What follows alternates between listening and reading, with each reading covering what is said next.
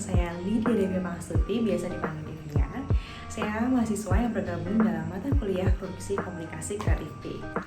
Pada video kali ini saya akan menceritakan bagaimana dinamika, kegiatan, ilmu, dan pengalaman yang saya dapatkan di mata kuliah ini. Langsung tonton videonya berikut ini.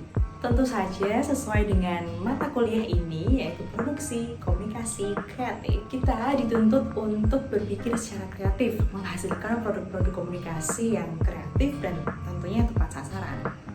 Nah, hal pertama yang diajarkan oleh Pak Benny sendiri saat perkuliahan yaitu pentingnya untuk membuat kreatif jurnal. Kreatif jurnal sendiri bagi saya sangatlah bermanfaat. Pertama, untuk menuliskan planning apa saja tujuan yang akan saya capai baik di bulan ini maupun di tahun ini maupun di tahun yang akan datang.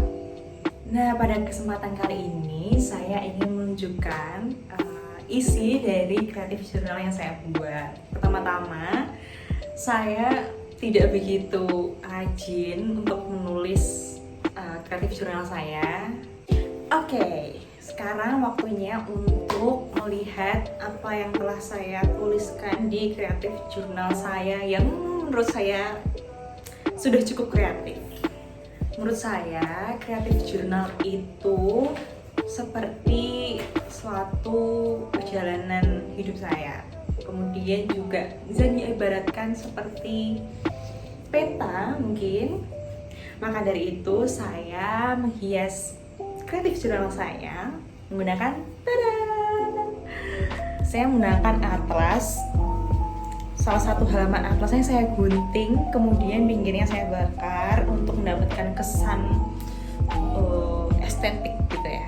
Jujur saja saya tidak begitu ahli dalam menggambar, hanya saja saya senang untuk mewarnai. Selain itu juga saya mencari inspirasi jurnal dari Pinterest yang benar-benar sangatlah kreatif. Dan isi jurnal saya seperti ini. 3 kata yang menggambarkan saya. Pertama, adaptif. Kedua, berani. Dan ketiga, percaya diri. Oh ya, selain itu saya juga menjadikan kreatif jurnal ini sebagai checklist tugas, checklist ujian. Ini checklist UTS semester ini. Setelah mengerjakan saya checklist, dan sebelum mengerjakan saya selalu setiap bulan sebelum mendekati hari H saya selalu ngecek, untuk mata kuliah ini saya perlu mengerjakan mulai dari kapan, untuk mata kuliah ini mulai dari kapan, sehingga saya juga melatih manajemen waktu saya untuk mengerjakan ujian. Selain itu juga saya menuliskan goals saya ini pada tahun 2021 dan tahun depan 2022. Penulisan goals ini sangatlah membantu saya untuk bersemangat dalam menggapai goals saya. Karena jika tidak dengan begini, saya tidak tertrigger untuk melakukan suatu kegiatan yang bisa dibilang kurang positif, tidur, nonton film, makan. Maka dari itu, dengan adanya kreatif jurnal ini, saya lebih bersemangat dalam menggapai tujuan saya. Kemudian dari mata kuliah Produksi Komunikasi Kreatif ini, saya mendapatkan berbagai macam pengetahuan dan ilmu mengenai dunia baik advertising, PR, karena menurut saya di semua pekerjaan dibutuhkan yang namanya kreativitas. Dan di mata kuliah ini saya dan teman-teman dituntut untuk selalu berpikir kreatif. Dan Pak Benny juga tidak ada habis-habisnya untuk mengajak kita semua, menekan kita semua untuk ayo berpikir kreatif, ayo berpikir kreatif. Seperti itu.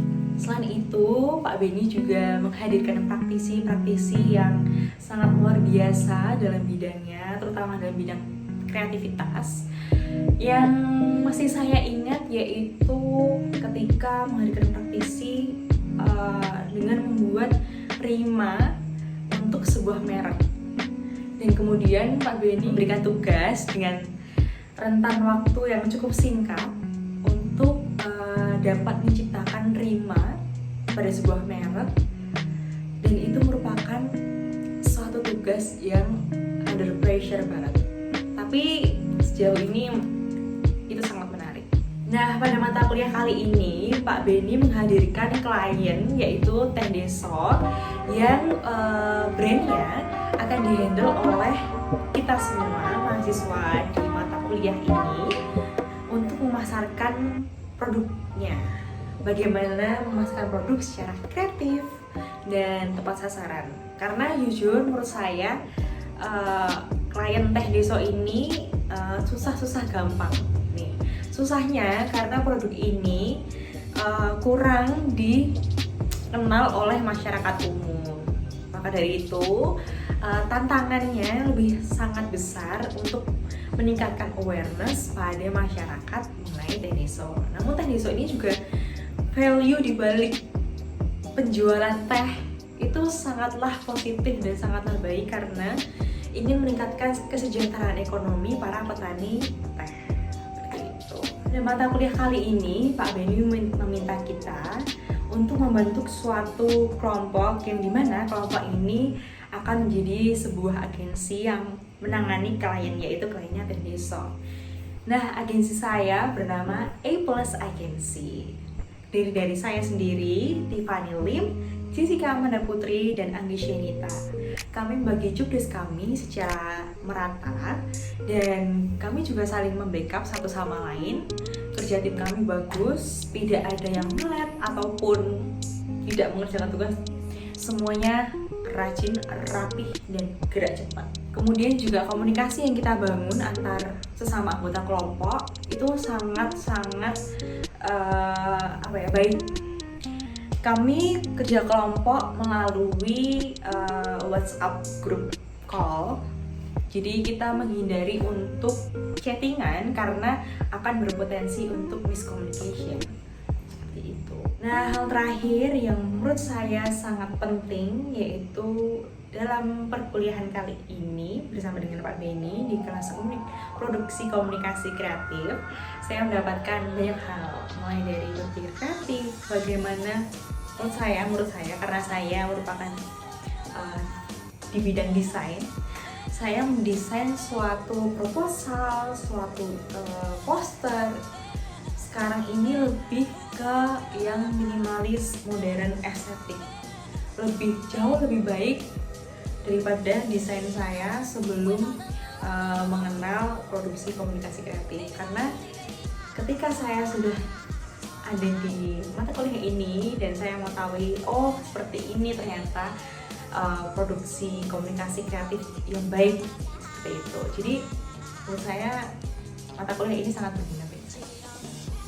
Oke, sekian cerita saya mengenai bagaimana dinamika, bagaimana pengalaman yang saya dapatkan ketika mengikuti perkuliahan di produksi komunikasi kreatif. Nah, untuk teman-teman jangan lupa untuk selalu berpikir kreatif, selalu mengasah untuk berpikir kreatif karena itu merupakan hal yang penting terutama di era saat ini. Saya Lydia Dewi Pangastuti. Bye-bye.